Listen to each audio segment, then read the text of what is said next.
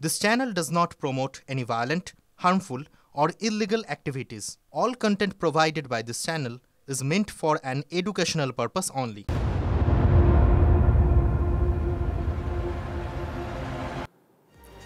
আরামবাগ মেদিনীপুর ৭ নম্বর রাজ্য সড়কের উপর দিয়ে বইছে জল, চলছে ঝুঁকির পারাপার। কামারপুকুর, জয়রামবাটি ও কামারপুকুর গড়বেতা রাস্তাও জলের তলায়, বন্ধ যান চলাচল। আরামবাগ মেদিনীপুর রাস্তার ওপর দিয়ে বইছে জল। গত কয়েকদিনের লাগাতার বৃষ্টিতে বাঁকুড়ার দিক থেকে জল ঢুকছে আরামবাগে। মাসকট স্পিন কন্ট্রোল ল্যাবের পরীক্ষায় এটি প্রমাণিত। কেয়াসেট অ্যালোপেক্স পেন্টা অ্যাক্টিভ নতুন চুল গজাতে সাহায্য করে, চুল পড়া বন্ধ করে। কেয়াসেট অ্যালোপেক্স পেন্টা অ্যাক্টিভ 10 হেয়ার ফল প্রবলেমের একমাত্র সলিউশন। পরিস্থিতি, আমি রাত 1টা থেকে এখানে জামের মধ্যে জলের জন্য দাঁড়িয়ে আছি, বাড়ি ফিরতে পারছি না। বাড়ি তারাহাটে এখনো দাঁড়িয়ে আছে এই জায়গাতে। পুলিশ দেওয়া আছে, পেছনে সিভিক আছে। রাত্রে যখন আসছিলাম তখন এখানে একটা ভ্যান দাঁড়িয়েছিল, তো তারা আমাদেরকে বারণ করলো যে পেরালে নিজেদের রিক্সে পেরাবেন, তো আমরা দায়িত্ব নেবো না। কাজের যেতে হবে, কর্ম করে খেতে হবে, এইটুকুনি যা রিক্স নিয়ে, নাহলে কে বলেন তো এরকম রিক্স নিয়ে কেউ আসছে বলেন? জল কি বাড়ছে? জল বাড়ছে, প্রচুর জল বাড়ছে। জলের টান কেমন? টান আছে ভালোই, পেরোনো যাচ্ছে, ওই কোনো রকমে যাচ্ছে, তো যে কোনো সময় বিপদ ঘটতে পারে। হ্যাঁ, রিক্সে বেরোতে হবে। টানা বৃষ্টিতে জলমগ্ন আরামবাগ শহরে বেশ কিছু জায়গা। জল বেড়েছে দ্বারকেশ্বর নদে।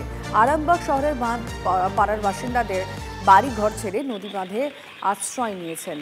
আরামবাগ পুরসভার তরফ থেকে কোনো আলোর ব্যবস্থা করা হয়নি বলে অভিযোগ। যেসব জায়গায় বাঁধের অবস্থা খারাপ সেখানে চলছে মেরামতির কাজ। বৃষ্টি চলতে থাকলে পরিস্থিতি আরও ভয়ঙ্কর হওয়ার আশঙ্কা। না বাঁধলে এদিকটা ডুবে যাবে জল, সেই জন্য একটা বাঁধ। নদীর পরিস্থিতি এখন এই আবহাওয়ায় এখন কিছু বলা যাচ্ছে না। বৃষ্টি থামলে মনে হয় জল ঠিক হয়ে যাবে। বিশাল চচ্চর বাড়ছে, মানে পরিস্থিতি খুবই খারাপ। ভয়ে রয়েছি, বুক ধুরপুর করছে, কখন কোন মুহূর্তে হুড় করে জল বাড়বে কোনো মানে তার কোনো ধারণা নেই। দ্বারকেশ্বর নদীতে জল বেড়ে চলছে, বৃষ্টি যতক্ষণ হবে ততক্ষণ জল তো বাড়বেই। বৃষ্টির কারণে জলটা হচ্ছে, তো তার জন্য আমরা পরিস্থিতি দেখেই আমরা কাম্বু খাটিচ্ছি, তাহলে জিনিসপত্র উপরে তুলে রাখতে পারি। জল প্রচুর বাড়ছে, জল হলে এবার আর গোটা আরামবাগ মনে ভাসবে, আর দুদিন মনে জল পুরো হবে। কাউন্সিলররা কে জলে ভিজে ভিজে বলতে যাবে? বিশু চ্যাটার্জি এসেছিল, 3-4 বার এসেছিল, সে 3টা থাকতে 4 বার এসে বলে দিয়ে গেছে সে। 19 নম্বরে কেউ আসে। আমরা ভয়ে ভয়ে রয়েছি, আমাদের তো কেনালে জল, আমাদের যদি হুড়ুক করে চলে আসে আবার মালগুলো তুলে রেখেছি, আবার বাঁধকে তুলতে হবে। তো ভিজে ভিজে তুলেছি, আবার ভিজে ভিজে তুলতে হবে। একদম আমার একবার পুরো ডুবে গেছে ঘরটা। ঠিক আছে, দিয়ে অন্য লোকের ঘরে রয়েছি, দিয়ে খুললে তাদের ঘরটা আবার এখানে মাল তুলতে হবে। টানা বৃষ্টিতে মাথায় হাত সবজি চাষিদের। ব্যাপক ক্ষতির মুখে গোঘাট 2 নম্বর ব্লকের পশ্চিমপাড়া অঞ্চলের ঝরিয়া, ভাতশালা, গোপালডাঙ্গা এলাকার সবজি চাষিরা। কোমর সমান জলে দাঁড়িয়ে মাঠের ফসল তুলতে ব্যস্ত চাষিরা। বিঘার পর বিঘা চাষের জমি যদি সবজি নষ্ট হয়ে গেলে বাজারে সবজির ঘাটতি হবে, আর তার সঙ্গে পাল্লা দিয়ে দাম বাড়বে বলে আশঙ্কা। মরে গেছে, এতে কি সরকার কি দিবে? যেটা ভালো হয়, না হলে বন্যা ডুবে আমাদেরকে মরতে হবে। সবজি ছাড়া কি কি ক্ষতি হয়েছে? ধান ক্ষতি হয়েছে, ধান বা সব ডুবে গেছে, ধান হবে সব ক্ষতিপূরণ সরকার দেয়। আমাদের ক্ষতি বলতে আমাদের সবজি এই যে ধরনের জলের তলায় পড়ে আছে, সব সারা ধান এই যে বন্যায় ডুবে আছে, ধানও সারা। তারপরে ধরুন বহু টাকার জিনিস আমাদের এই পানিতে নষ্ট হয়ে গেছে। বাড়িতে জলবন্দী অবস্থায় রাত কাটছে প্রায় 20টি পরিবারের। আর এই একই সঙ্গে জলযন্ত্রণায় দিন কাটছে ওই এলাকারই 90টির বেশি পরিবারের।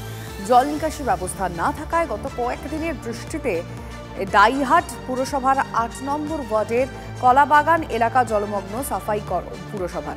আর এই ঘটনায় পুর প্রধানের ঘাড়েই দায় ঠেলেছেন ওয়ার্ডের কাউন্সিলর। এদিকে জলযন্ত্রণার জেরে ক্ষোভ বাড়ছে এলাকাবাসীর। পুরসভাকে জানিয়ে কোনো লাভ হয় না, খোঁজই নেন না পুর প্রধান, অভিযোগ এলাকাবাসী। 2-3 মাস ধরে জল এইভাবেই রয়েছি। আমাদের সমস্যা হচ্ছে, আমাদের জল পাস করার জায়গা নাই, আমাদের হাইড্রেন বানানোর দরকার। জল বাড়িতে ঘরে সাপ ঢুকছে, সব দিক থেকেই তো কষ্ট। চেয়ারম্যান কোনো পদক্ষেপই নিচ্ছে না এর জন্য।